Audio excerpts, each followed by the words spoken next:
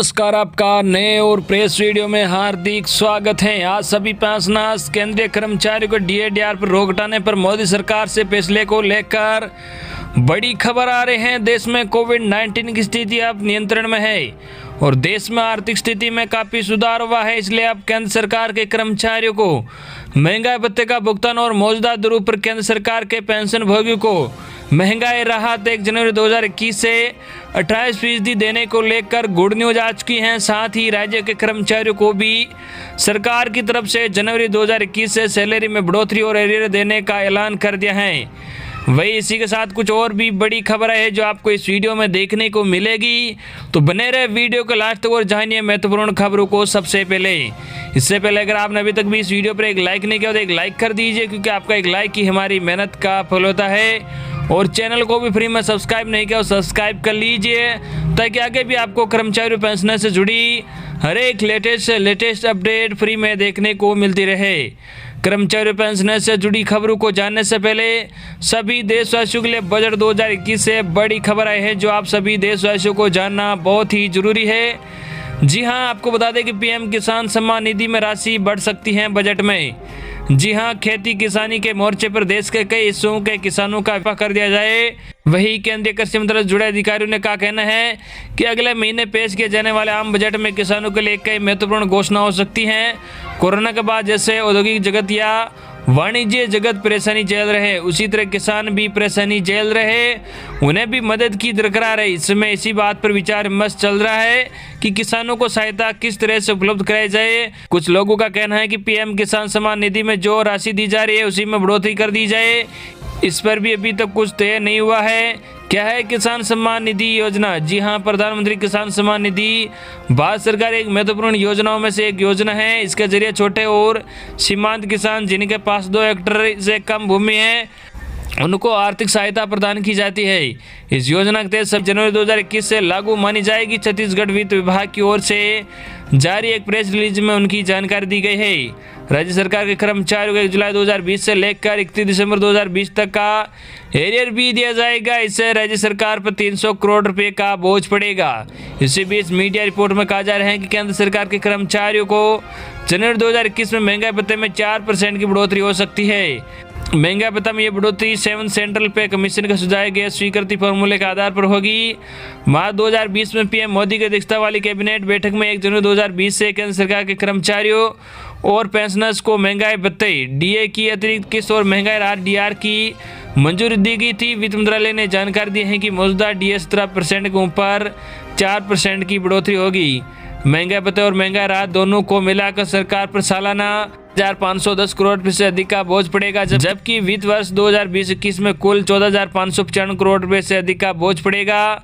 जनवरी 2020 से फरवरी 2021 यानी 14 महीने इस फैसले से करीब 48 लाख से अधिक केंद्र सरकार के कर्मचारियों और 65 लाख से अधिक पेंशनर्स को फायदा पहुंचने की उम्मीद है। दिसंबर 2020 के आखिरी हफ्ते में मोदी सरकार ने विकलांगता भत्ता सभी कर्मचारियों के लिए जारी रखने का भी ऐलान किया था।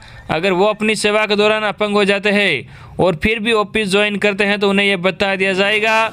इस आदेश का सबसे ज़्यादा फायदा सेंट्रल आर्मेड पुलिस फोर्स के जवानों जैसे सीआरपीएफ, बीएसएफ, सीआईएसएफ को होगा, क्योंकि ड्यूटी के दौरान उनके लिए ज़्यादा जोखिम होते हैं, क्योंकि उनके काम की प्रकृति की ऐसी होती है।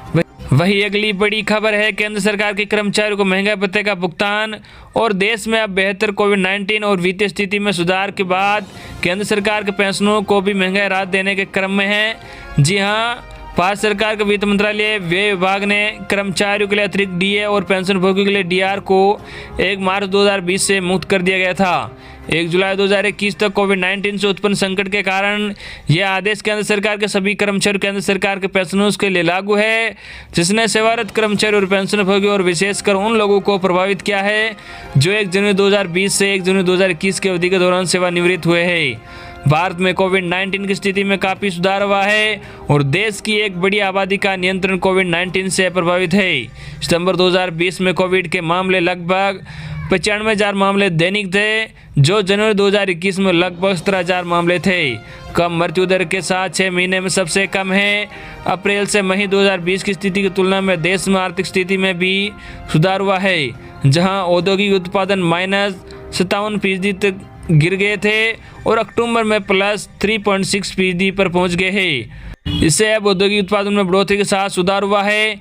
देश की वित्तीय स्थिति पिछले 4 महीनों में जीएसटी संग्रह ने सकारात्मकता दिखाई है। जी हां, मार्च 2020 में 93,597 करोड़ रुपए का जीएसटी संग्रह किया है। वही सरकार ने सितंबर 2020 में 95,480 करोड़ रुपए का जीएसटी संग्रह किया है। वही अक्टूबर 2020 में 1,05,155 करोड़ रुपए जीएसटी संग्रह किया है। वही नवंबर 2020 में सरकार ने 1,04,963 करोड़ रुपए जीएसटी का संग्रह किया है। वही दिसंबर 2020 में सरकार ने 1,15,000 करोड़ रुपए का जीएसटी संग्रह किया है।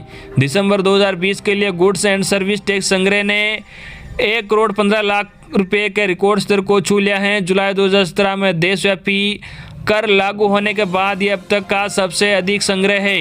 महामारी की स्थिति के दौरान भी केंद्र सरकार के कर्मचारियों ने अपने निर्धारित गतिविधियों में भाग लिया। कई ने राष्ट्र निर्माण के लिए अपने जीवन का बलिदान किया, इसलिए योगदान को ध्यान में रखा जाना चाहिए। अतिरिक्त 11% डीए के लिए महंगाई भत्ते में इस वृद्धि के कारण अतिरिक्त वित्तीय निहितार्थ जो सालाना 13,000 करोड़ रुपए तक काम करता है, जो मौजूदा वित्तीय स्थिति के तहत प्रबंधनीय, इससे अधिक होने पर लगभग 49 लाख से अधिक केंद्र सरकार के कर्मचारियों और 65 लाख से अधिक पेंशनरों को लाभ होगा, जो इस पैसे को बाजार में खर्च करते हैं, जो अर्थव्यवस्था में काफ़ी सुधार करते हैं और खर्च की गई राशि का लगभग 30% सरकार द्वारा करों के माध्यम से वापस एकत्रित किया जाता है।